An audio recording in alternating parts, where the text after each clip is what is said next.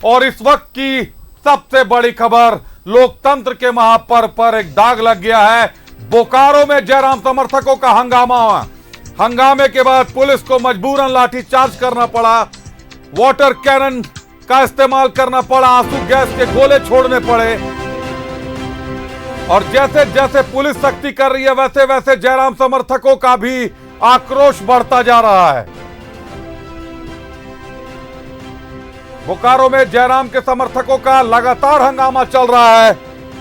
पिछले 1 घंटे से ज्यादा समय से वो लोग मतगणना केंद्र के बाहर हंगामा कर रहे हैं।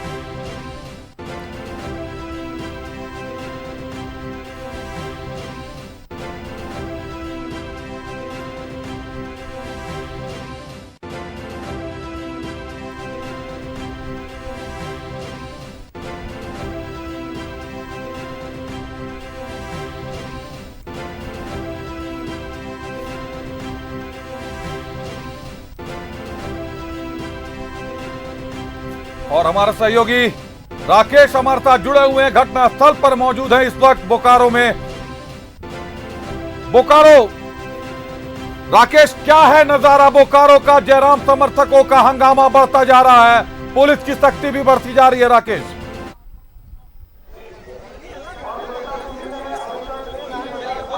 अब बिल्कुल देखिए, दोनों तरफ से जो है वो जोर आजमाइश जारी है।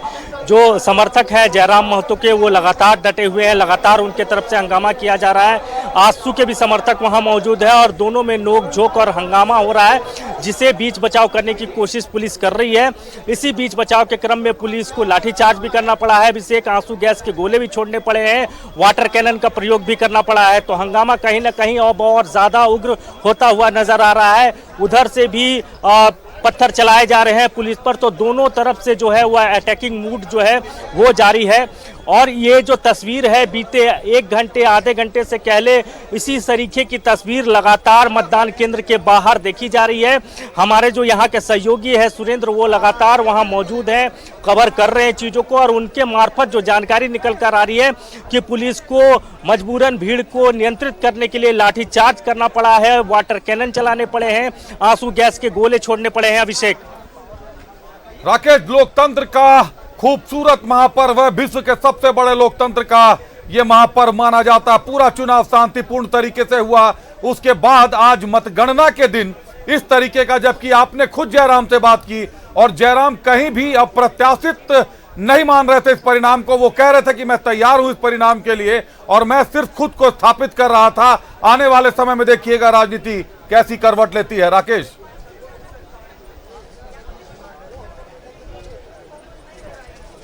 नहीं, बिल्कुल देखिए, थोड़ी देर पहले ही जयराम महतो से हमारी बातचीत हो रही थी अभिषेक, और उन्होंने कहा कि देखिए, मैं किसी को हराने या जिताने के लिए इस मैदान में नहीं हूं, मैं खुद को स्थापित करने के लिए इस बार चुनाव में हूं। और जो देखिए, जो मैंडेट मिला है अब तक लगभग 1,70,75,000 के आसपास उनको वोट मिल चुके हैं अभिषेक। तो देखिए, ये बहुत शानदार परफॉर्मेंस आप कह सकते हैं। पहली बार इलेक्टोरल पॉलिटिक्स में आए, सीधे लोकसभा का चुनाव लड़ रहे हैं और जनता ने उन्हें प्यार दिया है। 1,75,000 वोट कम नहीं होते हैं और अभी भी मतों की गिनती जारी है। हालांकि हार जीत अपनी जगह है, लेकिन उन्होंने अपने आप को एक तरीके से स्टैब्लिश जरूर किया है इस चुनाव में, इससे इनकार नहीं है। लेकिन जो समर्थक है वो इस बात को समझ नहीं पा रहे हैं, उनका जो मूड और मिजाज है वो लगातार उग्र हो रहा है और यही वजह है कि पुलिस को उग्र रूप इख्तियार करना पड़ रहा है। पुलिस लगातार पहले समझाने की कोशिश की, नहीं माने, उसके बाद पुलिस को उग्र होना पड़ा, लाठीचार्ज तक की नौबत आ चुकी है। लाठीचार्ज भी वहां हुआ है, जो हमारे सहयोगी हैं सुरेंद्र वो जानकारी दे रहे हैं। पुलिस को आंसू गैस के गोले भी छोड़ने पड़े हैं। तो अब तक जो पूरा चुनाव जो रहा अभिषेक, झारखंड में 14 सीटों पर जो चुनाव संपन्न हुए 4 चरणों में, आपने देखा होगा कि इस तरह की कहीं कोई खबरें नहीं आई। बहुत शांतिपूर्वक ढंग से पूरा चुनाव संपन्न हुआ।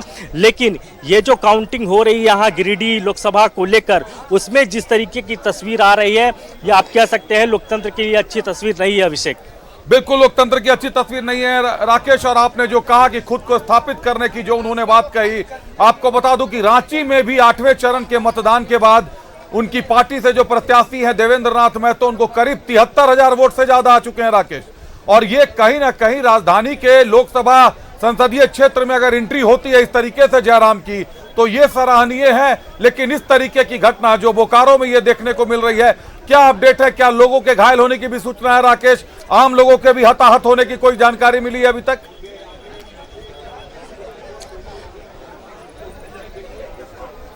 हाँ बिल्कुल, देखिए कैजुअल्टी हुई है, दोनों तरफ के लोगों को चोट लगी है, आंसू के समर्थकों को भी चोट आई है और इसके अलावा जयराम महतो के समर्थकों को भी चोट आया है।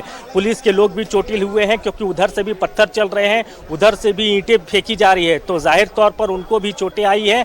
अब ये देखना होगा कि कैजुअल्टी किस हद तक हुई है, लेकिन जो जानकारी निकल कर आ रही है अभिषेक कि कैजुअल्टी हुई है, कई लोगों के सर पे चोटें आई हैं, पैर हाथ में चोट आए हैं और जो समर्थक थे, जो वहाँ मौजूद थे, जो लगातार जिंदाबाद के नारे लगा रहे थे, उनको चोटें आई है, पुलिसकर्मियों को चोटें आई हैं और लगातार ये जो परिदृश्य जो है, जो इस सेंटर के बाहर की जो तस्वीर है वो लगातार पिछले 1 घंटे से इसी तरीके की है और दोनों तरफ से जो एटमॉस्फेयर है वो उग्र है। हालांकि पुलिस की कोशिश है कि किसी तरीके से शांत माहौल को किया जाए, लेकिन जयराम के जो समर्थक हैं, जो हजारों की तादाद में मतगणना केंद्र के बाहर जमे हुए हैं कई घंटों से, वो शांत होते हुए नजर नहीं आ रहे हैं अभिषेक। बिल्कुल शांत होते हुए नजर नहीं आ रहे हैं और निश्चित तौर पर ये लोकतंत्र की जो तस्वीरें दिखा रहे हैं हम अपने कैमरे से, ये आहत करने वाली तस्वीरें हैं, ये आहत करने वाली तस्वीरें हैं, दुखद तस्वीरें हैं। पूरा चुनाव काफी शांतिपूर्ण तरीके से निकला, लेकिन आज पहले जयराम के समर्थकों ने हंगामा किया, उसके बाद आजसू के समर्थक भी वहां मौजूद हैं, तो निश्चित तौर पर दोनों ही तरफ से धक्का मुक्की और शक्ति आजमाइश शुरू हो गई है। बहुत धन्यवाद राकेश हमसे जुड़ने के लिए, तमाम जानकारियों के लिए आपका।